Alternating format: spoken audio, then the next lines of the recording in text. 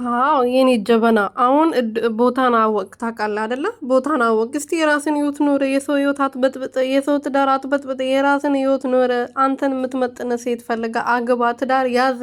የሰው ህይወት ላይ የገባክ ልክ እንደ እርጎ ዝንብ ጥልቅ ካላልክ አይሆንልህም እንዴ? ፈጣሪ ሆይ ትዕግስት ስጠኝ። ምን ይመስላል ይሄ ጀበና የሆነ ሰውዬ ማለት ነው። ሰላም ሰላም ቤተሰቦቼ እንዴት ናችሁልኝ? እኔ በጣም ደህና ነኝ፣ እግዚአብሔር ይመስገን። በያላችሁበት ሰላማችሁ ብትትርፍርፍ ይበልልኝ።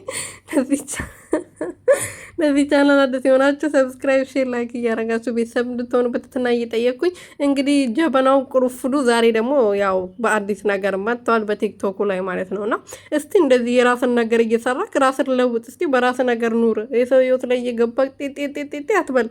ፈጣሪ የሆነ ሰርግ ያለ ይመስል መኪና የሚያስጮት የለም።